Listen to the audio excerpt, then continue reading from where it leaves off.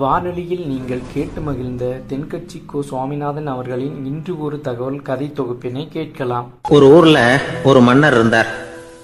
அழகான அரண்மனையில் அவர் இருந்தார். அந்த அரண்மனையை விட அழகா ஒரு மாளிகையை அந்த ஊர்லயே வேற ஒருத்தன் கட்டியிருந்தான். அப்படி கட்டி முடிச்சதுல அவனுக்கு ரொம்ப பெருமை.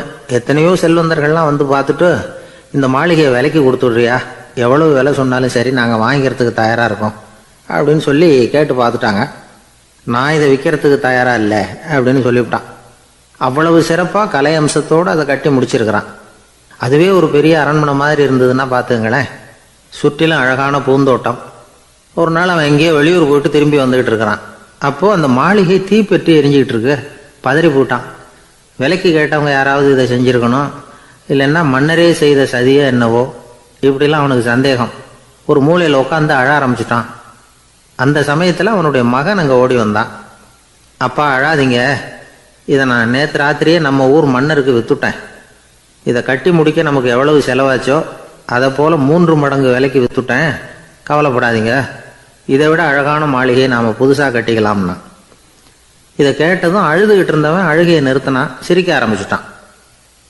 இதே இடத்த நான் வந்து மன்னர்கிட்ட இருந்து விலைக்கு வாங்குவேன், இதை விட அழகான மாளிகையை கட்டுவேன் அப்படின்னு சுற்றி நின்று எல்லார்கிட்டையும் சொல்லிக்கிட்டு இருந்தான். இந்த சமயத்தில் அவனோட இளைய மகன் ஓடி வந்தான். அப்பா, அண்ணன் சொன்னதெல்லாம் சரிதான், மன்னர்கிட்ட விலை பேசினதெல்லாம் உண்மைதான், ஆனால் விற்றது பேச்சு அளவில் தான். இனிமே தான் பத்திரம் வாங்கணும், எழுதணும், நீங்கள் கையெழுத்து போடணும், பதிவு பண்ணணும், மன்னர்கிட்ட பணம் வாங்கணும். அதுக்காகத்தான் உங்களை எதிர்பார்த்துக்கிட்டு இருந்தோம். அதுக்குள்ளே இப்படி ஆயிட்டுதுன்னா. இப்போ சிரிச்சுக்கிட்டு இருந்தவன் சிரிப்பை நிறுத்தினான். மறுபடியும் குழந்தை மாதிரி அழ ஆரம்பிச்சுட்டான். இது ஒரு சம்பவம். இதிலிருந்து என்ன தெரியுது? அந்த அழகான மாளிகை தன்னுடையது அப்படின்னு நினைக்கும் பொழுது அவனுக்கு அழுகை வந்தது. அது தன்னுடையது இல்லை அப்படின்னு நினைக்கிற போது சிரிப்பு வந்தது. மறுபடியும் அது தன்னுடையது தான் அப்படிங்கிற உணர்வு வரும்பொழுது அழுகை. எது எதிலிருந்து நீ நீங்கி இருக்கிறாயோ அது அதிலிருந்து உனக்கு துன்பம் இல்லை அப்படிங்கிறார் திருவள்ளுவர். இந்த உடம்பு என்னுடையதில்லை அப்படிங்கிற உணர்வு வந்துட்டா அது ஒரு பெரிய நிலை. அந்த நிலை வரணும். எல்லாத்தையும் பயன்படுத்திக்கலாம், ஆனால் பற்றில் விழுந்துடக்கூடாது. உலகத்தில் இருங்கள், ஆனால் உலகத்தவராக இருக்காதீர்கள். உலகிற்குள் இருங்கள், உலகம் உங்களுக்குள் வந்துவிட அனுமதிக்காதீர்கள். விலகி இருங்கள், விழித்திருங்கள், மௌனமாய் பார்த்திருங்கள் அப்படிங்கிறது சான்றோர் கருத்து. செய்ய வேண்டிய கடமையிலிருந்து விலகி இருக்கிறவர்கள் நம்ம கிட்ட நிறைய பேர் உண்டு. அப்படிப்பட்ட ஒருத்தர் டாக்டர் கிட்ட போனார். டாக்டர், நான் ஒரு கவர்மெண்ட் ஆஃபீஸில் வேலை பார்க்குறேன், எனக்கு ஒரே அசதியாக இருக்குது, என்னை சோதிச்சு பாருங்கள், ஆலோசனை சொல்லுங்கள் ஏதாவதுன்னார். டாக்டர் அவரை பரிசோதனை பண்ணி பார்த்துட்டு சொன்னார், இதோ பாரு, உனக்கு இப்போ தேவைப்படுறது முழு ஓய்வு. நீ எவ்வளவு சீக்கிரமாக ஆஃபீஸுக்கு போறியோ அவ்வளவுக்கு உனக்கு நல்லது அப்படின்னாராம். ஒரு ஊரில் ஒரு ராஜா இருந்தார். பெரிய அரண்மனையில் தான் இருக்கிறார். எல்லா வசதியும் இருந்தது. இருந்தாலும் அவர் எல்லாரும் சொல்றது எப்படி தெரியுமா? பிச்சைக்கார ராஜா. அப்படி ஒரு பேர் அவருக்கு நிலைச்சு போச்சு. ஜனங்களும் சரி, மற்ற தேசங்களில் உள்ளவங்களும் சரி, அவர் அந்த பேர் சொல்லியே குறிப்பிடுறது வழக்கமாக போட்டுது. இது அவருக்கு ரொம்ப கவலையா போச்சு. என்ன இது, நம்மளை தேடி வர்றவங்களுக்கெல்லாம் நாம் சோறு போடுறோம், நம்ம புகழ்ந்து பாடல் ஏற்றி கொண்டு வர்ற புலவர்களுக்கெல்லாம் அவங்க எப்படி வந்தாலும் ஒருவேளை சோறு போடணுங்கிறது உத்தரவு. இவ்வளவுலாம் செஞ்சும் நம்மளை போய் பிச்சைக்கார ராஜான்னு எல்லாரும் சொல்றாங்களே, அது ஏன், எதுக்காக அப்படி சொல்றாங்க? இதுதான் ராஜாவுக்கு குழப்பம். சரி, இதை பத்தி நம்ம அமைச்சர்கள் கிட்ட கேட்கலாமா அப்படின்னு யோசனை பண்ணார். இந்த விஷயத்த போய் அவங்க கிட்ட எப்படி கேட்கறதுன்னு அவருக்கு தயக்கமா இருந்தது. கௌரவ குறைச்சலா தெரிஞ்சது அவருக்கு. சரி, சாதாரண குடிமக்கள் கிட்ட இதை பத்தி கேட்கலாமா அப்படின்னு யோசனை பண்ணார். கேட்கலாம், ஆனா அவங்க யாரும் ராஜா முன்னாடி வந்து நின்று தைரியமா பேசக்கூடிய அளவுக்கு இல்லை. ராஜாவோட குழப்பம் நாளுக்கு நாள் அதிகமா போச்சு. கடைசியா அவர் ஒரு முடிவுக்கு வந்தார். அதாவது இதை பத்தி ஒரு பிச்சைக்காரங்கிட்டே கேட்டு பார்த்துட்டா என்ன. இதுதான் அவர் பண்ண முடிவு. உடனே மாறுவேஷம் போட்டுக்கிட்டு நகர்வலம் போனார். ஒரு பிச்சைக்காரனை கண்டுபிடிச்சார். இதை பாருப்பா, நம்ம ராஜாவை எல்லாரும் பிச்சைக்கார ராஜான்னே சொல்றாங்களே, அதுக்கு என்ன காரணமா இருக்கும் அப்படின்னு கேட்டார். அதுக்கு அவன் சொல்றான், இதுக்கான பதில இன்னும் ஒரு 30 நாள்ல சொல்றேன் அப்படின்னா. உடனே இவருக்கு சந்தோஷம். உண்மையை அவங்ககிட்ட சொன்னார். நான் வேற யாரும் இல்லை, நான் தான் இந்த நாட்டு ராஜா. இப்ப நீ என் கூடவே வந்துரு, அரண்மனையிலேயே தங்கிக்கோ. 30 நாள் கழிச்சு எனக்கு பதில் சொல்லிவிட்டு அதுக்கப்புறமா நீ போகலாம் அப்படின்னு சொல்லி அழைச்சிட்டு வந்துட்டார். அரண்மனையில் ஒரு மூலையில் அவன் தங்கறதுக்கு இடம் கொடுத்தார். தினம் 2 வேளையும் இவனுக்கு சோறு போடுங்க அப்படின்னு உத்தரவு போட்டார். ராஜா கொடுத்த இடத்துல போய் உக்காந்துக்கிட்டான் அந்த பிச்சைக்காரன். தினமும் அந்த அரண்மனையில் நடக்கிறதையெல்லாம் கவனிச்சுக்கிட்டு வந்தான். வேளைக்கு சாப்பாடு வரும், சாப்பிட்டுக்கிட்டு இருக்கான். இப்படி 30 நாள் முடிஞ்சுது. ராஜா வந்தார். என்ன, என்னோட கேள்விக்கு பதில் என்னன்னு கண்டுபிடிச்சிட்டியான்னார். கண்டுபிடிச்சிட்டேன்னா. என்ன எல்லாரும் பிச்சைக்கார ராஜான்னு சொல்றாங்களே, அது நியாயமா படுதா உனக்குன்னு கேட்டார். நியாயமா தான் படுது, சந்தேகம் இல்லாம நீங்க பிச்சைக்கார ராஜா தான். என்னதான் நீங்க வசதியோடவும் படைபலத்தோடவும் இருந்தா கூட நீங்க எங்க வர்க்கத்தை சேர்ந்த ஆசாமி தான் அப்படின்னு அடிச்சு சொல்லிவிட்டான் அந்த ஆள். என்னால் அப்படி சொல்றேன்னு கேட்டார் இவர். அரசே, ஒரு உண்மையை கண்டுபிடிச்சு சொல்றதா நான் உங்ககிட்ட சொன்னேன். நீங்க ராஜ பரம்பரைன்னா உடனே உங்க கழுத்துல கிடக்கிற முத்து மாலையை கழட்டி பரிசா கொடுத்துருப்பீங்க, பொன்னையும் மணியையும் கொடுத்துருப்பீங்க. ஆனா நீங்க அப்படி செய்யல. என்ன ஒரு மூலையில உட்கார வச்சு 2 வேளை சோறு போட சொன்னீங்க. உங்களை தேடி யாரு வந்தாலும், யாரு பாராட்டி பேசினாலும் அல்லது பிரச்சனைகளை சொன்னாலும் நீங்க செய்யற ஒரே காரியம் சோறு போடுறது தான். பிச்சைக்காரனுக்கு சோறு மட்டும்தான் உலகம். உங்க விஷயத்திலையும் நீங்க அப்படித்தான் நினைக்கிறதாக தெரியுது. நல்லா கவனிங்க. எந்த ஒரு பிரச்சனைக்கும் சோறு தான் முடிவுன்னு நினைக்கிறீங்க பாருங்க. நீங்க சந்தேகமில்லாத எங்களை சேர்ந்த ஆளுதான் அப்படின்னுட்டான் அந்த பிச்சைக்காரன். அதுக்கப்புறம் தான் அந்த ராஜா தன்னுடைய தவறுகளை எல்லாம் தேர்த்திக்கிட்டாராம். பசின்னு வர்றவங்களுக்கு சோறு தான் போடணும், அது தப்பு இல்லை. பாராட்ட வர்றவங்களுக்கெல்லாம் சோத்தையே போட்டு அனுப்புனா இப்படிதான் பேர் வரும். எனக்கு தெரிஞ்ச ஒருத்தர் தினமும் யாராவது ஒருத்தரை தன் வீட்டுக்கு அழைச்சிட்டு போவார், சாப்பாடு போட்டு அனுப்புவார். முன்னறிவிப்பு இல்லாம திடீர்னு ஒரு விருந்தாளியோட வீட்டுல போய் இவர் நிக்கிறது வழக்கம். அந்த அம்மாவும் இவருக்காக தயார் பண்ணி வச்சிருந்ததை இவர் அழைச்சிட்டு வந்திருக்கிற விருந்தாளிக்கு போட்டுருவாங்க. விருந்தாளி சாப்பிட்டுட்டு போனதுக்கு அப்புறம் இவர் மனைவி கிட்ட உனக்கு சிரமம் வேணாம் அப்படின்னு சொல்லிவிட்டு பக்கத்துல உள்ள ஒரு ஹோட்டலுக்கு போய் காசு கொடுத்து சாப்பிட்டுட்டு வந்துருவார். பல நாள் இப்படி நடக்கும். ஒரு நாள் அவரை தனியா கூப்பிட்டுக்கிட்டு போய் ஏன் இப்படி பண்றீங்கன்னு கேட்டோம். அதுக்கு அவர் சொல்றாரு, எங்க வீட்டு சாப்பாட்டுல இருந்து தப்பிக்கிறதுக்கு எனக்கு வேற வழி எதுவும் தெரியல சார், அதனாலதான் இப்படி பண்ணிட்டு இருக்கிறேன் அப்படின்னார் ரொம்ப பரிதாபமா. ஆந்திர நாட்டுல ஒரு அரசர் இருந்தார். அந்த அரசர்கிட்ட ஒரு அமைச்சர் இருந்தார். அந்த அமைச்சர் பேரு ராயண பாஸ்கர். அவர் ஒரு பெரிய அறிவாளி. அது மட்டும் இல்ல, மிகச்சிறந்த கொடையாளி. யார் எது கேட்டாலும் இல்லைன்னு சொல்ல மாட்டாராம். அதன் காரணமாகவே அவர்கிட்ட இருந்த செல்வம் நாளுக்கு நாள் குறைஞ்சிக்கிட்டே வந்துட்டு தான். கடைசியில் குடும்பத்துக்குன்னு எதுவும் வைக்காமலே அவர் போய் சேர்ந்துட்டார். மகனும் இறந்துட்டார். அந்த குடும்பத்தில் மிஞ்சி இருந்தது அவருடைய மருமகள், ஒரு பேரன், அவ்வளவுதான். இருந்த ஒரே சொத்து பழுதடைஞ்ச ஒரு வீடு. அந்த அம்மா மற்ற வீடுகளில் வேலை செஞ்சு தன்னுடைய பிள்ளைய படிக்க வச்சுக்கிட்டு வராங்க. அந்த புள்ள ஒரு பெரிய வள்ளலுடைய பேரன்கிறது அந்த பள்ளி வாத்தியார்களுக்கும் தெரியும். அதனால அவங்களும் இவங்கிட்ட கொஞ்சம் அன்பாகவும் அக்கறையாகவும் பழகி பாடம் சொல்லி கொடுத்துக்கிட்டு இருக்கிறாங்க. ஒரு நாள் ஒரு புகழ்பெற்ற கவிஞர் ஒருத்தர் அந்த பள்ளிக்கூடத்துக்கு வந்திருக்கிறார். ஆசிரியர்கள் கிட்ட பேசிக்கிட்டு இருந்தப்ப ஒரு செய்தியை சொன்னாராம். ராயண பாஸ்கருங்கிற வள்ளல் எனக்கு நிறைய உதவிகள் செஞ்சிருக்கார், என்னை பாராட்டி பரிசுகள்லாம் கொடுத்துருக்கிறார். அந்த வள்ளல் வாழ்ந்த கிராமத்தை பார்க்கணுங்கிறதுக்காக தான் இப்போ இங்கே வந்திருக்கிறேன் அப்படின்னாராம். ஆசிரியர் உடனே இந்த பையனை கூப்பிட்டு, இதை பாருங்க, இவன் யார் தெரியுமா, நீங்கள் குறிப்பிடுகிற அந்த வள்ளலின் பேரன் அப்படின்னு அறிமுகப்படுத்தினாராம். கவிஞரின் கண்களில் ஆனந்த கண்ணீர். அந்த பரவச நிலையிலேயே அந்த வள்ளலை பற்றி கவி பாட ஆரம்பிச்சுட்டாராம். இந்த சின்ன பையன் அதை கேட்டிருக்கிறான். உடனே என்ன பண்ணான் தெரியுமோ, தன் கையில் அணிஞ்சிருந்த ஒரு பொன் வளையல கழட்டி அந்த கவிஞருக்கு பரிசா கொடுத்துட்டானாம். எல்லாருக்கும் ஆச்சரியம். தாத்தா இருக்கும் நிலையில கொடுத்தார், பேரன் இல்லாத நிலையிலையும் கொடுக்குறான். பையனை எல்லாரும் பாராட்டினாங்களாம். இருந்தாலும் அவனுக்குள்ள ஒரு பயம் எதுவும் ஆரம்பமாச்சு. பள்ளிக்கூடம் விட்டு வீட்டுக்கு வரும்பொழுது அந்த பயம் இன்னும் அதிகமாயிட்டுது. அம்மா என்ன சொல்லுவாங்களோ தெரியலையே, ஏதோ திடீர்னு தோணிச்சு வளையல கட்டி கொடுக்கணும்னு கொடுத்துட்டோம். குடும்பம் இருக்கிற நிலையில இப்படி நான் செஞ்சது தப்பா, வீட்டு செலவுக்கே அம்மா எவ்வளவு கஷ்டப்படுறாங்க, வீட்டுக்கு போனதும் என்ன நடக்குமோ தெரியலையே அப்படின்னு நினைச்சு பயந்துக்கிட்டே அவன் வீட்டுக்குள்ள அடி எடுத்து வைக்கிறான். அம்மா கூப்பிட்டு சாப்பாடு போட்டாங்க. அவங்க கண்ணில் படக்கூடாதுங்கிறதுக்காக ஒரு கையை பின்னாடி மறைச்சிக்கிட்டே இருந்தான். அம்மா இதை கவனிச்சிட்டாங்க. ஏய், உன் கையை ஏன் அப்படி வச்சிருக்கிற, உன் கைக்கு என்னாச்சு, ஏதாவது அடிபட்டு போச்சா அப்படின்னு கேட்டுக்கிட்டே கையை எடுத்து பார்க்குறாங்க. வளையல காணலை. வளையல் எங்கே அப்படின்னு கேட்குறாங்க. இவன் தயங்கிக்கிட்டே நடந்ததை சொல்கிறான். அதை கேட்டதும் அந்த அம்மாவோட முகம் கோபத்தால் சவுந்து போச்சான். முட்டாளே, என்ன காரியம் பண்ண அப்படின்னு கன்னத்தில் அரைஞ்சிட்டாங்களாம். அம்மா, என்னை அடிக்காத, ஏதோ தெரியாமல் தப்பு பண்ணிட்டேன் அப்படின்ட்டு இருக்கான். மகனே, வளையல கொடுத்ததுக்காக நான் உன்னை அடிக்கல, அப்படிங்க பின்ன எதுக்கு அடிச்சேன்னு கேட்டிருக்கான். உன் பாட்டனார் ஒரு பெரிய வள்ளல், அவர் எதையும் பாதி வேலையை செய்யறதில்ல, அவருடைய பேரன் நீ அரைகுறை வேலை செஞ்சுட்டு வந்திருக்கிற அப்படின்னாங்களாம். என்னம்மா சொல்கிறேன்னு இருக்கான். நீ ஒரே ஒரு வளையல மட்டும்தானே கழட்டி கொடுத்துருக்குற, கொடுக்கறதா இருந்தால் ரெண்டையும் சேர்த்துல கொடுத்துருக்கணும், அதுதானே உங்கள் தாத்தாவுக்கு பெருமை அப்படின்னாங்களாம். அம்மா தெரியாமல் செஞ்சுட்டேன், உங்ககிட்டையும் அரை வாங்கிட்டேன் அப்படி இப்படின்னு அவன் சொல்லியிருக்கிறான். இப்போ அம்மா கொஞ்சம் இருங்க, அந்த கவிஞர் இன்னைக்கு நம்ம ஊரில் தான் தங்கியிருப்பார், நாளைக்கு காலையில் தான் அவர் வந்து எங்கே இருக்காருன்னு விசாரித்து இன்னொரு வளையலையும் கொடுத்துட்றேன் அப்படின்ட்டுருக்கான். மகனே, நல்ல செயல்களையெல்லாம் நாளைக்குன்னு ஒத்தி போடாத, நாளைக்கு என்ன நடக்குங்கிறது யாருக்கு தெரியும், இப்போவே போ, எங்கே இருக்காருன்னு பாரு அப்படின்ட்டு இருக்காங்க. மகன் புறப்பட்டான், பள்ளி ஆசிரியர்கிட்ட போய் கேட்டானான் அந்த கவிஞர் எங்கே இருக்காருன்னு. அவர் சொன்னாராம். உடனே போய் அவர் இருக்கிற இடத்துல கதவை தட்டியிருக்கான். ராத்திரி நேரத்தில் இவனை கண்டதும் அவருக்கு ரொம்ப ஆச்சரியம். இவன் இன்னொரு கை வளையலையும் எடுத்து நீட்டியிருக்கான். அவர் திகைச்சு போய் நிற்கிறார். அவரால் என்ன பண்ணுறதுன்னே தெரியல, ஆனந்த கண்ணீர். இது வந்து பெரியவர்கள் கூற கேட்ட ஒரு வரலாறு. இன்னைக்கு இப்படிப்பட்டவங்களை பார்க்க முடியுமா? வறுமை வந்து வள்ளல் தன்மையை ஒன்று செய்து விடாதுங்கிறதுக்கு இது ஒரு உதாரணம்.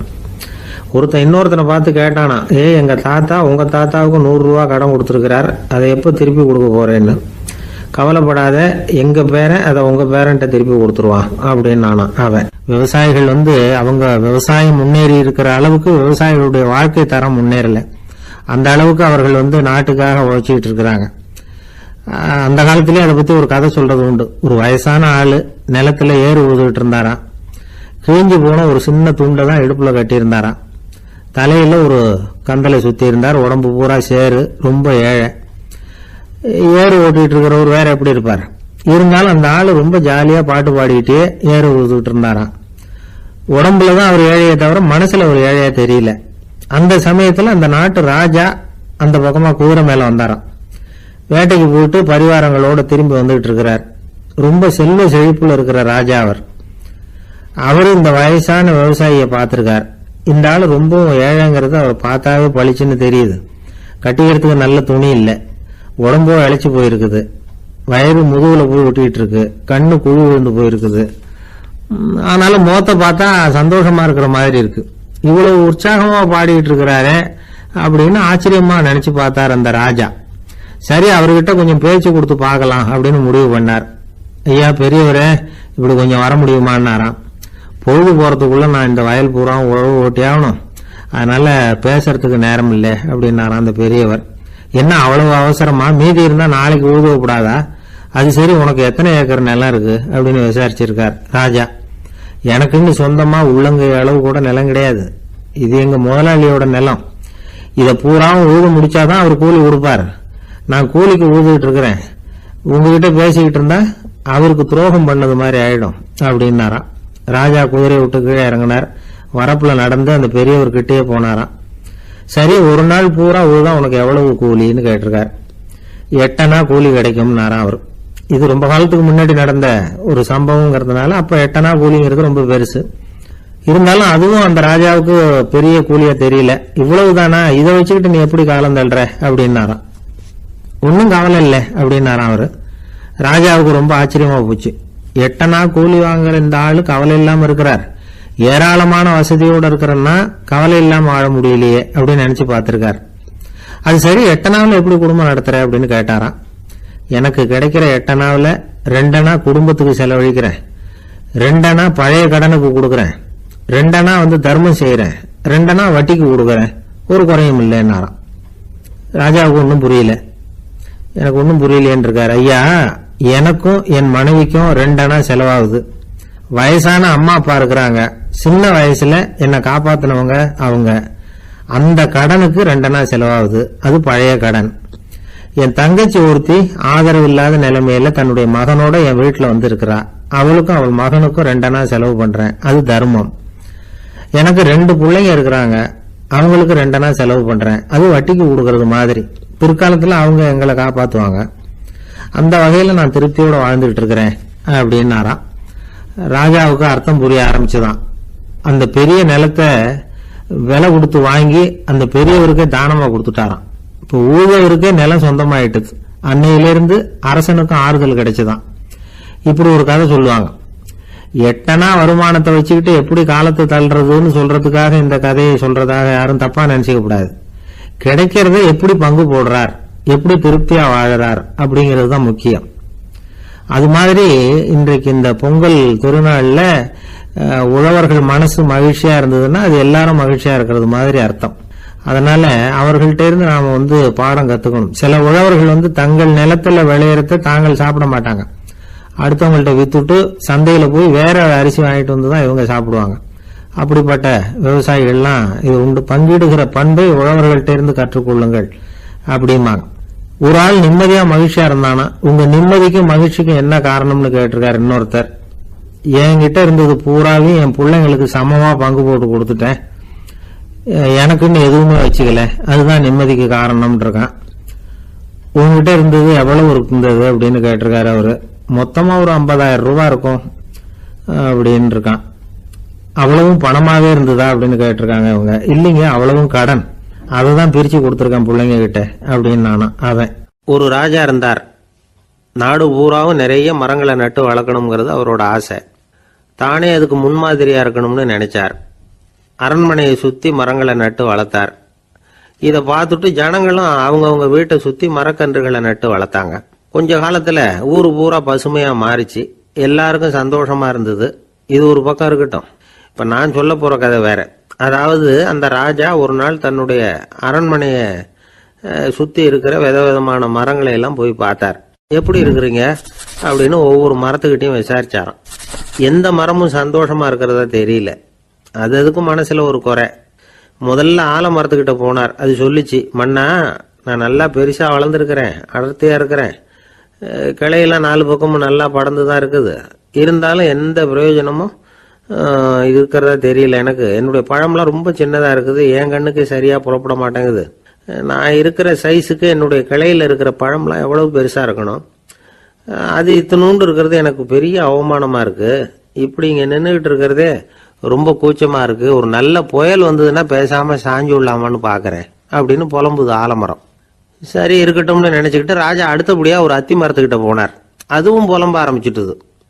நான் கூட பெரிய மரம் தான், இல்ல இலையெல்லாம் அழகா தான் இருக்குது, பழம் அழகா இருக்குது, இருந்தாலும் உள்ள விஷயம் இல்லையே, அத்தி பழத்தை புட்டு பார்த்தா அத்தனையும் சொத்த அப்படின்னு பழமொழியே உண்டாயிட்டுதே, இப்படி ஒரு கெட்ட பேரோட நான் இருக்கணுமா அப்படின்னு புலம்புது அது. சரி இது இருக்கட்டும் அப்படின்னு சொல்லி அடுத்தபடியா வேப்ப மரத்துக்கிட்ட போனார். அது தன்னுடைய வேதனையை வெளியிட்டது. எனக்கு எவ்வளவோ மருத்துவ குணங்கள்லாம் இருக்கிறதா சொல்லிக்கிறாங்க, இருந்தாலும் என்ன பிரயோஜனம், என்னுடைய பழத்தை மனிதர்கள் யாரும் விரும்பி சாப்பிடுறது இல்லையே அப்படின்னுது. ராஜா அடுத்தாப்புல இருந்து ஒரு பனை மரத்துக்கிட்ட போனார். நான் நல்லா உயரமா தான் வளர்ந்துருக்கிறேன், மற்ற மரங்கள்லாம் என்னை அண்ணாந்து தான் பார்க்கணும், இருந்தாலும் என்கிட்ட நிழலுக்கா யாரும் ஒதுங்கிறது இல்லையே அப்படின்னுது. என்ன இது, எல்லா மரமும் இப்படி திருப்தி இல்லாம இருந்துகிட்டு இருக்குதே அப்படின்னு நினைச்சுக்கிட்டே ராஜா அடுத்தபடியா அங்க இருந்த ஒரு பைன் மரத்துக்கிட்ட போனார்.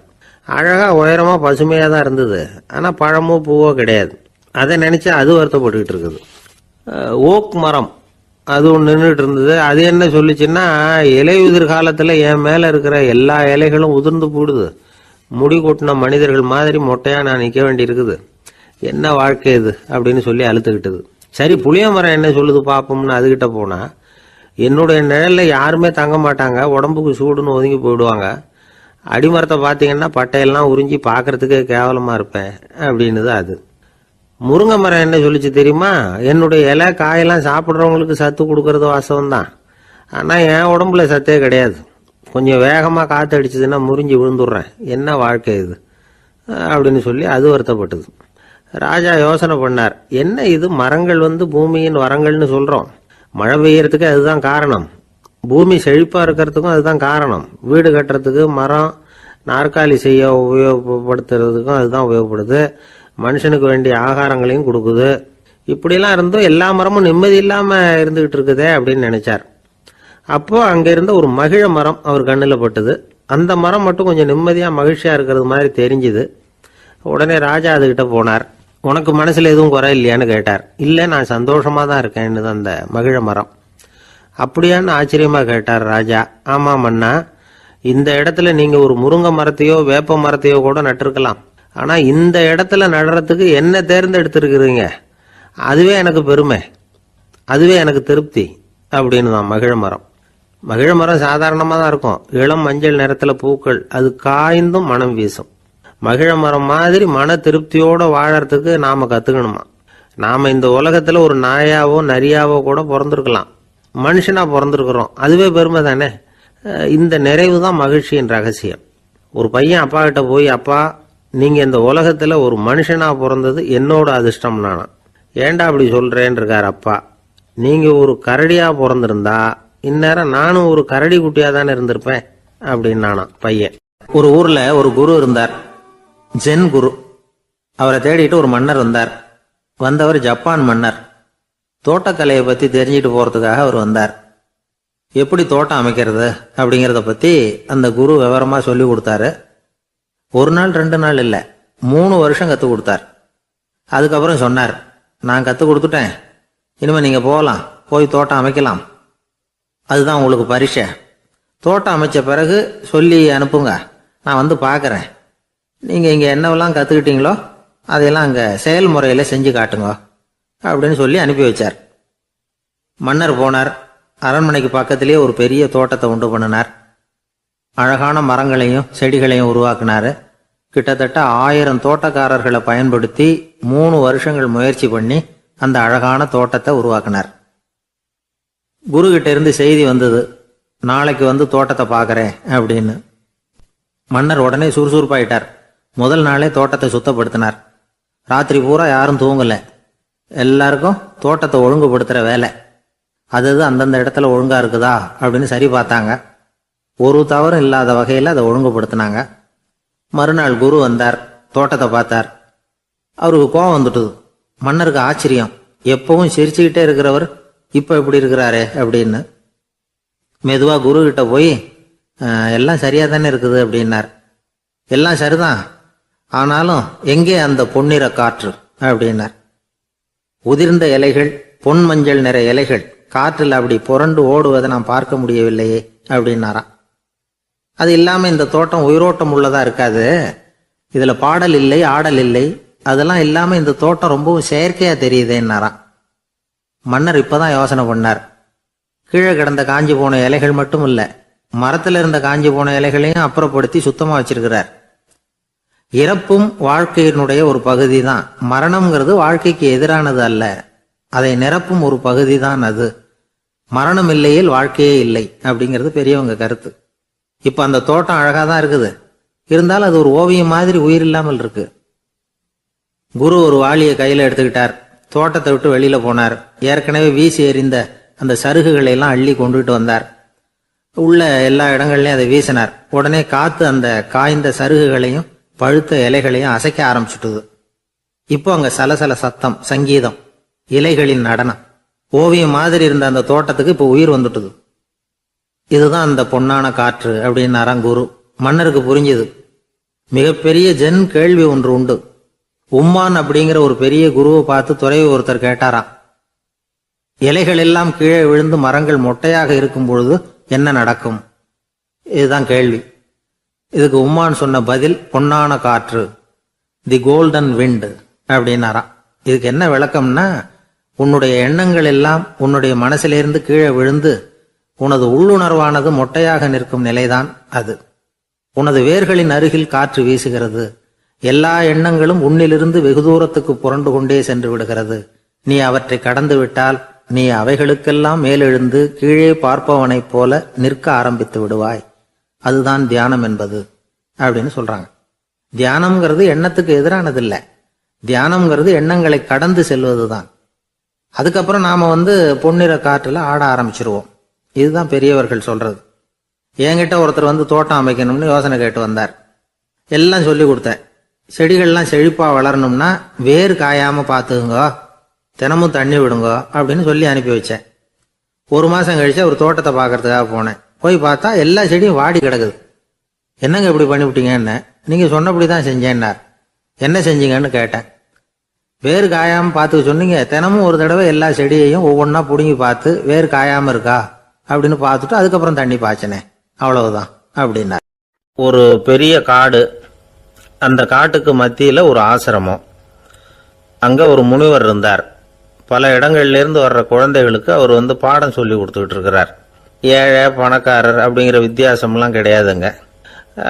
எல்லாரும் அவர்கிட்ட தங்கள் பிள்ளைகளை வந்து அனுப்பி வச்சாங்க. மன்னர்களுடைய பிள்ளைங்க கூட அங்கே அவர்கிட்ட தான் படிக்கிறதுக்கு வருவாங்க. ஆனால் அந்த முனிவரை பொறுத்த வரைக்கும் எல்லா பிள்ளைங்களும் ஒன்று தான். இது யார் வீட்டு பிள்ளைன்னெல்லாம் பார்க்க மாட்டார், எல்லாரும் சமம். மாணவர்கள்லாம் அங்கேயே மாத கணக்கில் வருஷ கணக்கில் தங்கி இருந்து பாடம் கற்றுக்கிட்டு போகிறது வழக்கம். அவராக பார்த்து போன்னு சொல்கிற வரைக்கும் அங்கேயே இருக்கணும், படிக்கணும். குருகுல வாசம். ஒரு சமயம் ஒரு ராஜகுமாரனும் அவர்கிட்ட வந்து படிச்சுக்கிட்டு இருந்தான். அவனுக்கு ஒரு 15 வயசு இருக்கும். சில வருஷம் கழித்து அந்த முனிவர் தன்கிட்ட இருக்கிற மாணவர்களுக்கெல்லாம் பரீட்சை வச்சார். அவங்களுடைய அறிவு முதிர்ச்சியை கணிக்கிறதுக்காக பல சோதனைகள்லாம் வச்சார். ஒவ்வொருத்தராக பார்த்து இனிமேல் நீங்கள் வந்து உங்கள் வீட்டுக்கு போகலாம் அப்படின்னு சொல்லி அனுப்பி வச்சுக்கிட்டு இருக்கிறார். எல்லாரும் போயிட்டாங்க. கடைசியாக மிஞ்சி இருந்தது ஒரே ஒரு மாணவன். அவனை மட்டும் வீட்டுக்கு அனுப்பல. யார் அந்த பையன் தெரியுமா? அவன்தான் அந்த ராஜகுமாரன். ராஜகுமாரனுடைய தந்தைக்கு, அதுதான் அந்த ராஜாவுக்கு, அங்கே வயசு ஏறிக்கிட்டே போகுது. என்ன இது, படிக்க போன பையன் இன்னும் திரும்பி வரலையே அப்படின்னு நினைச்சார். வந்துட்டா சீக்கிரமா அவனுக்கு பட்டம் கட்டிவிட்டு நாம விலகிக்கலாமே அப்படின்னு நினைச்சாரு. கல்யாணம் வேற பண்ணி பார்க்கணும் பையனுக்கு. ஆனால் பையன் வர்ற வழியை காணும். ராஜா பார்த்தார். சரி, நேர்லேயே போய் என்னன்னு தெரிஞ்சுட்டு வந்துடுவோம் அப்படின்னு காட்டுக்கு புறப்பட்டார். அங்கே போய் முனிவரை பார்த்தார். முனிவர் வந்து இவரை அன்பாக வரவேற்று உட்கார வச்சார். அதுக்கப்புறம் ராஜா மெதுவா, எல்லாரையும் வீட்டுக்கு அனுப்பி வச்சுட்டீங்களாமே, ஏன் பிள்ளைய மட்டும் அப்படின்னு சொல்லி மெதுவாக இழுத்தார். முனிவர் வந்து இதுக்கு உடனே பதில் சொல்லலை. ராஜாவை கூப்பிட்டுட்டு போய் விருந்தினர் குடிசையில் தங்க வச்சார். அதுக்கப்புறம் சொன்னார், உங்கள் மகன் வந்து எல்லா பாடங்கள்லையும் முதல் இடம் வாங்கியிருக்கான். இப்படி முதலாவதாக வர்ற மாணவனுக்கு நாங்கள் இன்னொரு தேர்வு வைக்கிறது வழக்கம். அதுலேயும் அவன் வந்து முதலாவதாக வந்துட்டான்னா அவன் ஒரு பெரிய வித்வான் அப்படிங்கிற கௌரவத்தை அடைஞ்சிருவான் அப்படின்னார். அதாவது முனிவர் அப்படி சொல்கிறார். அப்படி சொல்லிவிட்டு போயிட்டார் அவர். ராஜா அங்கேயே தங்கிட்டார். ராத்திரி படுத்து தூங்கினார். காலையில் எழுந்திரிச்சு அந்த குடிசைக்கு வெளியில் வந்தார் பல்லு விளக்கறதுக்காக. அந்த சமயத்தில் தூரத்தில் ஒருத்தன் ஒரு கையில் கோடாலியை வச்சுக்கிட்டு தலையில் ஒரு பெரிய விறகு கட்டை சுமந்துக்கிட்டு வந்துக்கிட்டு இருக்கிறது மாதிரி தெரிஞ்சது. யாராவது விறகு வெட்டியாக இருக்கும் அப்படின்னு நினைச்சார் ராஜா. கிட்ட வந்ததும் உத்து பார்க்குறாரு. பார்த்தா அது தன்னோட புள்ள. திகைச்சு போயிட்டார்.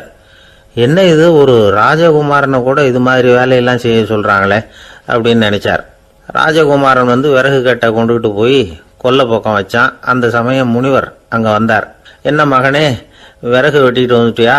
சரி, இப்போ வந்து ஒரு துடைப்பத்தை எடுத்துக்கோ, விருந்தினர் குடிசையின் வாசல் பக்கத்தை கூட்டி பெருக்கி சுத்தம் பண்ணு போ அப்படின்னார். அப்படியே செய்கிறேன் குருவே அப்படின்னு சொல்லிவிட்டு போனான். சுத்தம் பண்ண ஆரம்பிச்சுட்டான். ராஜா பார்த்தார் இதை.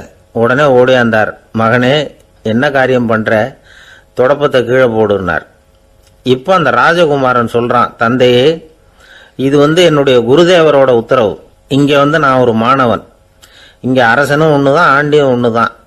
குருதேவர் சொல்கிறத மறுக்காமல் செய்கிறது தான் எங்கள் கடமை அப்படின்னா. இந்த சமயம் முனிவர் அங்கே வந்தார். இவனை வந்து முதுகில் தட்டி கொடுத்தார். அப்புறம் ராஜா கிட்ட சொன்னார், அரசே, உங்கள் புள்ள எங்கள் கடைசி தேர்வுலையும் வெற்றி பெற்றுட்டான். பணிவு தான் மாணவர்களின் மிக உயர்ந்த குணம். குருநாதர் சொல்றது மனசுக்கு பிடிக்கலன்னா கூட மறுக்காம செய்யணும். அப்படி செய்யறதுனால எதை செய்யலாம் எதை செய்யக்கூடாது அப்படிங்கிற விவேகம் அவங்களுக்கு வந்துடும். செய்யக்கூடாததை கூட பெரியவங்க சொல்லிவிட்டா செஞ்சுதான் ஆகணும் அப்படிங்கிற பணிவு அவங்களுக்கு வந்துடும். இந்த குணம் வந்துட்டுதுன்னா அவங்க எத்தனை கடினமான வேலையா இருந்தா கூட ரொம்ப சுலபமா செஞ்சு முடிச்சிருவாங்க. தூக்கத்திலேயும் அப்புறம் துக்கத்திலேயும் தோண்டு போட மாட்டாங்க. இந்த பணிவும் விவேகமும் அவங்க கிட்ட மன உறுதியை ஏற்படுத்தும். அந்த உறுதி உங்க பையனுக்கு வந்தாச்சு. இனிமே அவனை நீங்க அழைச்சிட்டு போகலாம். அவன் நிச்சயமா பேரும் புகழும் பெறுவான் அப்படின்னாரு. ராஜா அவரை பார்த்து, குருதேவா, புரிஞ்சுக்கிட்டேன், என்னை மன்னிக்கணும் அப்படின்னாரு. அதுக்கப்புறம் மகனை அழைச்சிக்கிட்டு நாட்டுக்கு திரும்பி வந்துட்டார். இந்த கதையை இன்று ஒரு தகவல்ல சொல்லுங்க சார், உங்க நிகழ்ச்சியில் சொல்லுங்க சார் அப்படின்னு சொல்லி மாணவர்கள் கேட்டா பணிவா இருக்கிறது எப்படி அப்படிங்கிறத புரிஞ்சுக்குவாங்க அப்படின்னு சொன்னார் ஒருத்தர். சரி சொல்லுவோம், அதுக்கு முன்னாடி நேர்லயே ஒரு பையன்கிட்ட சொல்லி பார்க்கலாமே அப்படின்னு தோணுச்சு. உடனே ஒரு பையனை கூப்பிட்டோம். ஏன்பா, உங்க வாத்தியார் உனக்கு இது மாதிரி ஒரு பரீட்சை வச்சா என்ன பண்ணுவேன் அப்படின்னு கேட்டோம். நானும் அப்படிதான் சார் நடந்துக்குவேன், விறகு வெட்டுவேன், துடைப்பத்தினால கூட்டி சுத்தம் பண்ணுவேன், உடனே செஞ்சு முடிச்சிருவேன் சார் அப்படின்னா. பலே பரவாயில்லையே அப்படின்னோம். ஆமாம் சார், அப்படி செஞ்சால் தானே வீட்டுக்கு அனுப்புவார், இல்லைன்னா இன்னொரு வருஷம் இங்கேயே இருந்து படின்னு சொல்லி விடுவாரே, அதனால் அப்படி செய்வேன் அப்படிங்கிறான் அந்த பையன். ஒரு ஊரில் ஒரு ஞானி இருக்கிறார். ரொம்ப பெரிய ஞானி, ரொம்ப வயசாயிட்டுது. கடைசி காலத்தில் அவர்கிட்ட சில பேர் வந்தாங்க. உங்கள் குரு யார் அப்படின்னு கேட்டாங்க. அவர் நிமிர்ந்து பார்த்தார். எனக்கு ஆயிரக்கணக்கான குருமார்கள் உண்டு, அவங்க பேரெல்லாம் சொல்லணும்னா இந்த காலம் பத்தாது. ஆனால் முக்கியமான ஒரு 3 பேரை பற்றி மட்டும் உங்களுக்கு சொல்கிறேன் அப்படின்னாராம். அப்புறம் சொன்னார், அந்த 3 பேரில் ஒருத்தன் ஒரு திருடன். ஒரு சமயம் ஒரு பாலைவனம் வழியாக நான் போய்கிட்டு இருந்தேன். அப்போது வழி தவறி போய் ஒரு கிராமத்துக்கு போயிட்டேன். அது இருட்டு நேரம், நடு ராத்திரி, ஊரே உறங்கி போச்சு. அந்த நேரத்தில் ஒரு ஆள் மட்டும் ஒரு வீட்டு சுவத்தில் ஏதோ பண்ணி உள்ளே நுழையிறதுக்கு முயற்சி பண்ணிகிட்டு இருக்கிறான். அவங்கிட்ட போய் நான் இன்னைக்கு இங்கே எங்கே தங்க முடியும் அப்படின்னு கேட்டேன். அதுக்கு அவன், இந்த ராத்திரி வேளையில் அது ரொம்ப சிரமம், ஒரு திருடனோட உங்களால் தங்க முடியும்னா நீங்கள் என்னோட தங்கலாம் அப்படின்னா. நான் அவங்க கூட 1 மாதம் தங்கியிருந்தேன். ஒவ்வொரு நாள் ராத்திரியும் இப்போ நான் என்னுடைய வேலைக்கு போகிறேன், நீங்கள் ஓய்வு எடுத்துக்கோங்க அப்படின்னு சொல்லிவிட்டு போவான். அவன் திரும்பி வந்த உடனே உனக்கு ஏதாவது கிடைச்சிதான்னு நான் கேட்பேன். அதுக்கு அவன், இன்னைக்கு ராத்திரி ஒன்றும் இல்லை, நாளைக்கு மறுபடியும் முயற்சி பண்ணுவேன் அப்படின்பா. எப்பவும் அவன் நம்பிக்கை இழந்ததே கிடையாது, எப்பவும் சந்தோஷமாகவே இருப்பான். நானும் ரொம்ப காலமாக தியானம் பண்ணிக்கிட்டே இருந்தேன், ஒன்றுமே நடக்கலை. ஆனால் நான் என்ன பண்ணேன் தெரியுமா, மனசு வருத்தப்படும், நம்பிக்கை இழந்துருவேன். அப்போல்லாம் அந்த திருடனுடைய விடாமுயற்சி தான் ஞாபகத்துக்கு வரும். அதனால் அந்த திருடன் எனக்கு ஒரு குரு. என்னுடைய 2வது குரு யாருன்னா அது ஒரு நாய். இது எப்படின்னா, ஒரு சமயம் எனக்கு ரொம்ப தாகமாக இருந்தது. ஒரு நதியை நோக்கி போயிட்டு இருந்தேன். அப்போ ஒரு நாயும் வந்தது. அதுக்கும் தாகம். ஓடி வந்து ஆற்றை பார்த்தது. அதோட நிழல் வந்து ஆற்றுல தெரிஞ்சது. அதை பார்த்ததும் பயந்துட்டுது. அதாவது அது தன்னுடைய சொந்த உருவத்தையே கண்டு பயந்தது. அதை பார்த்து குறைக்குது, திரும்பி ஓடிச்சு. ஆனால் அதுக்கு தாகம் அதிகமாக இருந்ததுனால அது மறுபடியும் திரும்பி வந்தது. பார்த்தா மறுபடியும் தண்ணியில் நாயோட உருவம் தெரியுது. இப்படி சில தடவை பண்ணிச்சு. இருந்தாலும் கடைசியில் தண்ணியில் குதிச்சுட்டுது துணிஞ்சி. இப்படி குதித்த உடனே அதோட உருவமும் மறைஞ்சுட்டுது. இதை பார்த்தேன். நான் என்ன புரிஞ்சுக்கிட்டேன்னா, எவ்வளவுதான் பயம் இருந்தால் கூட ஒருத்தன் தைரியமாக காரியத்தில் இறங்கணும் அப்படிங்கிறத புரிஞ்சுக்கிட்டேன். இந்த போதனை அந்த நாய்கிட்ட இருந்து எனக்கு கிடைச்சிது. இது ஒன்று. அடுத்தது என்னுடைய 3வது குரு யாருன்னா அது ஒரு சின்ன குழந்தை. நான் ஒரு சமயம் ஒரு நகரத்துக்கு போனேன். அங்கே ஒரு குழந்தை எரிகிற மெழுகுவத்தி ஒன்று எடுத்துக்கிட்டு வந்தது. நான் அந்த குழந்தைய பார்த்து வேடிக்கையாக கேட்டேன், ஏன் பாப்பா இந்த மெழுகுவத்தியை நீயாவே கொளுத்துனியா அப்படின்னு கேட்டேன். ஆமான்னுது அந்த குழந்தை. சரி, இந்த மெழுகுவத்தி முன்னாடி எரியாமல் இருந்தது, இப்போ எரியுது.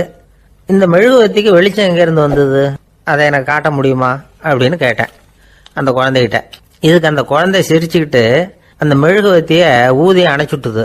அதுக்கப்புறம் என்னை பார்த்து கேட்டுது, இப்போ இந்த மெழுகுவத்தியின் வெளிச்சம் போனதை பார்த்தீங்க இல்லையா, அது எங்கே போச்சுன்னு எனக்கு சொல்லுங்க அப்படின்னுது.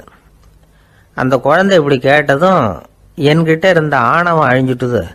நான் படித்ததெல்லாம் அந்த வினாடியில் சுக்கு நூறாக போயிட்டுது. என்னுடைய முட்டாள்தனத்தை நான் உணர்ந்தேன் அப்படின்னு இவ்வளவும் அந்த ஞானி விவரமாக சொன்னாராம். அதனால் நாம் இன்னார்கிட்ட இருந்து தான் இதை கற்றுக்கணுங்கிறது இல்லை, யாருக்கிட்டே இருந்தும் எதையும் கற்றுக்கலாம். நம்மால் ஒருத்தன் ஒரு நாய் வளர்த்துக்கிட்டு இருந்தான். அந்த நாய்க்கு வால் கிடையாது. யாரோ ஏற்கனவே வெட்டி எடுத்துட்டாங்க. இந்த நாய் தான் சார் எனக்கு குரு, அதுகிட்டே இருந்து கூட நான் பாடம் கற்றுக்கிட்டு இருக்கிறேன் அப்படின்னா. அப்படி என்ன கற்றுக்கிட்டேன் இந்த வால் இல்லாத நாய்கிட்டே இருந்து அப்படின்னு கேட்டோம். நாம் யாருக்கிட்டையும் வாலாட்டக்கூடாது அப்படிங்கிற பாடத்தை அதுகிட்டே இருந்து தான் நான் கற்றுக்கிட்டேன் அப்படின்னா. ஒரு ஊரில் ஒரு மன்னன் இருந்தான், கொடுங்கோல் மன்னன். நிறைய தொந்தரவு பண்ணிக்கிட்டு இருந்தான். அவன் ஒரு தடவை என்ன பண்ணான் தெரியுமா, ஒரு தப்பும் பண்ணாத ஒரு இளைஞனை பிடிச்சி ஜெயிலில் அடைச்சுட்டான். அந்த பையனோட சொந்தக்காரங்கள்லாம் ராஜா கிட்ட போனாங்க.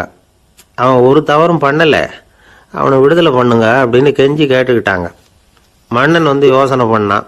அந்த இளைஞனை கூப்பிட்டுக்கிட்டு வர சொன்னான். அவனை கொண்டாந்து ராஜா முன்னாடி நிறுத்தினாங்க. இதை பாருப்பா, உன்னை நான் விடுதலை பண்ணுவேன், ஆனால் ஒரு கண்டிஷன், அந்த நிபந்தனையை நீ நிறைவேற்றினா உனக்கு விடுதலை அப்படின்னா மன்னன். சரின்னு ஒத்துக்கிட்டான் பையன். மன்னன் வந்து கண்டிஷன் என்னங்கிறத சொன்னான். உங்ககிட்ட ஒரு செம்மறி ஆட்டை கொடுக்க போறேன். 1 மாசத்துக்கு அதுக்கு தேவையான தீனியையும் கொடுக்க போறேன். 1 மாசம் கழிச்சு அந்த ஆட்டை எடை போட்டு பார்ப்பேன். அந்த ஆட்டின் எடை கொஞ்சம் கூட கூடி இருக்கக்கூடாது. எடை கூடி இருந்தா உனக்கு விடுதலை கிடையாது. என்ன சொல்ற அப்படின்னா பையனுக்கு ஒன்றும் புரியல, பயமா போயிட்டுது. குழம்பிக்கிட்டே நின்றுகிட்டு இருக்கிறான். சரி, ஒரு நாள் டைம் தரேன், நல்லா யோசனை பண்ணி பார்த்துட்டு நாளைக்கு உன் முடிவை சொல்லு அப்படின்னா மன்னன். பையன் கவலையோட வெளியில வந்தான். அங்க ஒரு பெரியவர் நின்றுகிட்டு இருந்தார். அவர்கிட்ட விஷயத்தை சொன்னான். அந்த பெரியவர் இந்த பையனுக்கு காதோட காதா ஒரு வழியை சொல்லி கொடுத்தார். அதை கேட்டதும் பையன் மறுபடியும் மன்னன் முன்னாடி நின்னா, உங்க நிபந்தனையை ஏத்துக்கிறேன்னு சொன்னான். மன்னன் ஒரு ஆட்டுக்குட்டியையும் அதுக்கு 1 மாசத்துக்கு தேவைப்படுற தீவனத்தையும் கொடுக்கும்படியா உத்தரவு போட்டான். கொடுத்தாங்க, ஓடிட்டு போயிட்டான். 1 மாசம் தினமும் தவறாம அந்த தீவனத்தை ஆட்டுக்குட்டிக்கு போட்டுக்கிட்டு இருக்கிறான். 1 மாசம் கழிச்சு அந்த ஆட்டை அரண்மனைக்கு ஓட்டிகிட்டு போனான். மன்னன் அதை எடை போட்டு பார்க்கறான். எடை கூடவே இல்லை, அப்படியே தான் இருக்குது. உடனே போட்ட நிபந்தனைப்படி அந்த இளைஞனை விடுதலை பண்ணிவிட்டான். சரி, ஆட்டுக்கு எடை கூடாம இருக்கிறதுக்கு அந்த பெரியவர் சொல்லி கொடுத்த யோசனை என்ன அப்படின்னா, அது வேற ஒன்றும் இல்லை. அந்த ஆட்டுக்கு எதிரில் அது கண்ணில் படுற மாதிரி ஒரு ஓநாயை கட்டி போட சொன்னார். அவ்வளவுதான். ஆட்டுக்கு ஓநாய்ங்கிறது பிறவி பகை. ஓநாயை பார்த்தா ஆடு நடுங்க ஆரம்பிச்சிரும், அவ்வளவு பயம். தினமும் அந்த ஆடு பயந்துகிட்டே தேனி சாப்பிட்டுது, எடை கூடல. அதுதான் ரகசியம். இது சின்ன பிள்ளைங்களுக்கான ஒரு கதை. இதுல இருந்து தெரிஞ்சுக்க வேண்டிய உண்மை என்னன்னா, நாமெல்லாம் சாப்பிடுறப்ப மனசும் உடம்பும் அமைதியா இருக்கணும். அப்பதான் அது உடம்புல ஒட்டும். அவசரத்திலையும் பயத்திலையும் சாப்பிட்டா அது சரியா ஜீரணம் ஆகாது. இன்னொரு ராஜா இருந்தார். அவரும் ஒரு இளைஞனை ஜெயிலில் அடைச்சு விட்டார். விடுதலை பண்ணணும்னா ஒரு கண்டிஷன்னார். என்னன்னு கேட்டான். ஒரு ஆட்டுக்குட்டியை அவன் முன்னாடி கொண்டாந்து நிறுத்துவேன், நீ அதுகிட்ட ஒரு கேள்வி கேட்கணும், அதுக்கு சரியான பதிலை சொல்லணும். அப்படி செஞ்சுட்டா உனக்கு விடுதலைன்னார். இளைஞன் யோசனை பண்ணி பார்த்தான். சரின்னு ஒத்துக்கிட்டான். அது பிரகாரமே ஆட்டுக்குட்டியை பதில் சொல்ல வச்சுட்டான். என்ன நடந்தது தெரியுமா? ஆட்டுக்குட்டியை கொண்டாந்து நிறுத்தினாங்க. இவன் மெதுவா அதுகிட்ட போனான். அது காதுகிட்ட போய் ஏப்ரலுக்கு அடுத்த மாசம் என்ன மாசம்னு கேட்டான். அது உடனே மேன்னு கத்திச்சு. இவன் விடுதலை ஆயிட்டான். ஒரு ஊர்ல ஒரு பெரிய ஞானி இருந்தார். அவர் படுக்கையில இருந்தார். இன்னும் கொஞ்ச நேரம்தான் அவர் இந்த உலகத்தில் இருக்க போறார். அவரை சுத்தி ஏகப்பட்ட கூட்டம். ஏற்கனவே அவருடைய உபதேசங்களை கேட்டவங்க பல பேர் அவரை சுத்தி நிக்கிறாங்க. அந்த ஞானி மெதுவா கண்ணை திறந்து பார்க்கிறார். எல்லாரும் அவருடைய கடைசி வார்த்தையை கேட்கறதுக்காக அவளோட காத்துக்கிட்டு இருக்கிறாங்க. அந்த ஞானி மெதுவா பேச ஆரம்பிச்சார். நான் என்னுடைய வாழ்நாள் பூராவும் உங்களுக்கு நிறைய போதனைகள் சொல்லிக்கிட்டு இருக்கிறேன். பேரானந்தம், மகிழ்ச்சி, தியானத்தன்மை, இதை பற்றியெல்லாம் சொல்லியிருக்கிறேன். இப்போ நான் வேற ஒரு கரைக்கு போய்கிட்டு இருக்கிறேன். நான் இனிமேல் இந்த கரையில் இருக்க மாட்டேன். நீங்கள் நான் சொன்னதையெல்லாம் கேட்டீங்க, ஆனால் எதையும் நீங்கள் நடைமுறைப்படுத்தி பார்க்கல. எல்லாம் கேட்டதோட சரி, அதோட விட்டுவிட்டீங்க. அப்புறம் அதை தள்ளி போட்டுக்கிட்டே வந்துட்டீங்க. மேலும் அதை தள்ளி போடுறதுல எந்த பிரயோஜனமும் கிடையாது. இப்போ நான் போய்கிட்டு இருக்கிறேன். உங்களில் யாராவது என்னோட வர்றதுக்கு தயாரா அப்படின்னு கேட்டார். அவ்வளவுதான். யாரும் வாயை திறக்கல. ஒரே மௌனம், சத்தமே இல்லை. ஒருத்தர் பார்த்துக்கிட்டே நிற்கிறாங்க. அந்த கூட்டத்தில் ஒரு ஆள் அந்த ஞானி கூடவே 40 வருஷத்துக்கு மேலே இருந்திருக்கிறான். அவனும் வாயை திறக்காம இன்னொருத்தன் முகத்தை பார்த்துக்கிட்டே நிற்கிறான். இந்த சமயத்தில் பின்னாடி நின்றுகிட்டு இருந்த ஒருத்தன் கையை தூக்கினான். ஞானி அவனை பார்த்தார். சரி, ஒருத்தனுக்காவது நம்மோட வர்றதுக்கு தைரியம் இருக்குது அப்படின்னு நினைச்சார். ஆனால் அந்த ஆள் என்ன சொன்னான் தெரியுமா? ஐயா, நீங்கள் கேட்குறப்போ நான் உடனே எழுந்திருக்கல, கையை மட்டும்தான் தூக்கினேன். என்ன காரணம்னா, நான் எப்படி அடுத்த கரைக்கு சேர்றதுங்கிறது தெரிஞ்சுக்கிறதுக்காக தான். அந்த விவரத்தை மட்டும் இப்போ உங்ககிட்ட இருந்து நான் தெரிஞ்சுக்க ஆசைப்படுறேன். ஏன்னா இப்போ நான் உங்க கூட வர்றதுக்கு தயாராக இல்லை. எவ்வளவோ காரியங்களை நான் இன்னும் இங்கே முடிக்க வேண்டி இருக்குது. வீட்டுக்கு ஒரு விருந்தினர் வந்திருக்கிறார். என்னுடைய இளைய மகனுக்கு கல்யாணம் பண்ணி வைக்கணும். அதனால இன்னைக்கு உங்க கூட வர முடியாது. அது மட்டும் இல்லை, இப்போ உங்க கூட அடுத்த கரைக்கு வந்தால் திரும்பி வர முடியாதுன்னு வேற சொல்றீங்க. அதனால இப்போ நான் வரல. இன்னொரு நாள் நிச்சயமா நான் வர்றேங்க, உங்களை சந்திக்கிறேன். அதனால இப்போ நீங்க இன்னொரு தடவை எங்களுக்கு விளக்கமா சொல்லணும். ஏற்கனவே பல தடவை சொல்லியிருக்கிறீங்க. தயவு பண்ணி இப்போ ஒரு தடவை சொன்னீங்கன்னா சௌரியமா இருக்கும். அந்த அடுத்த கரையை அடையிறது எப்படி? இப்போ ஒரு தடவை அதை விளக்கமா சொல்லிட்டீங்கன்னா நல்லா ஞாபகப்படுத்திக்குவேன். அது சரியான சமயம் வர்றப்போ இது எனக்கு உதவியா இருக்கும் அப்படின்னு நானா. ஆனா உண்மை என்ன தெரியுமா? அந்த சரியான சமயம் வரவே இல்லை அப்படிங்கிறது தான் உண்மை. இப்படி அந்த கதை முடியும். இந்த கதை அந்த ஒரு ஆளுக்கு மட்டும் இல்லை, கிட்டத்தட்ட எல்லாருக்குமே அது பொருந்தும் அப்படிங்கிறாங்க விவரம் தெரிஞ்சவங்க. எல்லாருமே அந்த சரியான தருணத்துக்காக தான் காத்துக்கிட்டு இருக்கிறாங்களாம். அதுக்காக ஜோசியம் பார்க்கறாங்க, கைரேகை பார்க்கறாங்க, நாளைக்கு என்ன நடக்குங்கிற ஆவல்ல எல்லாரும் காத்துக்கிட்டு இருக்கிறாங்க. ஆனா அந்த ஒரு நாள் ஒருபோதும் வரப்போறதில்லை. நீங்கள் தள்ளி போடுறதுக்காக பல அர்த்தமில்லாத காரணங்களை தேடுறீங்க அப்படிங்கிறார் ஒரு ஞானி. காத்திருக்கிறதுலேயே நம்ம காலம் ஓடி போயிடுது. ஏன்னா இன்னைக்கு நாம் சிந்திக்கிறது நாளைக்கு நாம் சிந்திக்கிறது இல்லை. ஒவ்வொரு நாளும் ஒவ்வொரு மாதிரி போயிடுது. நாளைக்கு மறுநாளை பற்றியே சிந்திக்கிறோம். இப்படியே அது பாட்டுக்கு போயிடும். கரையை தொட்டு பார்க்கறது எப்போ, இதுதான் கேள்வி. நமக்கு வேண்டியப்பட்ட ஒருத்தர் ஒரு ரயில்வே பிளாட்ஃபாரத்தில் நின்றுட்டு இருக்கிறார். அங்கே இருக்கிறவங்க கிட்ட கேட்குறாராம், விசாரிக்கிறாரு, ஏங்க கிழக்க போகிற ரயில் போயிட்டுதுங்களான்னாராம். போயிட்டுதுன்னு இருக்கிறாங்க. கொஞ்ச நேரம் கழிச்சு ஏங்க மேற்க போகிற ரயில் போயிட்டுதுங்களான்னு கேட்டிருக்காரு. போயிட்டுதுங்களான் இருக்காங்க. அப்புறம் கொஞ்ச நேரம் கழிச்சு மறுபடியும் ஏங்க 10:30 மணி வண்டி போயிட்டுதான்னு கேட்டிருக்காரு. தொடர்ந்து காலையிலேருந்து சாயந்தரம் வரைக்கும் இப்படி ஒரே இடத்துல நின்றுட்டு கேட்டுக்கிட்டே இருக்கிறார். இதை பார்த்துக்கிட்டு இருந்த ஒருத்தர் அவர்கிட்ட வந்து, ஏங்க நீங்கள் எங்கே போகணும் அப்படின்னு கேட்டாராம். இவர் மெதுவாக சொன்னாராம், இந்த ரயில்வே லைனை தாண்டி அந்த பக்கம் போகணும் அப்படின்னாராம்.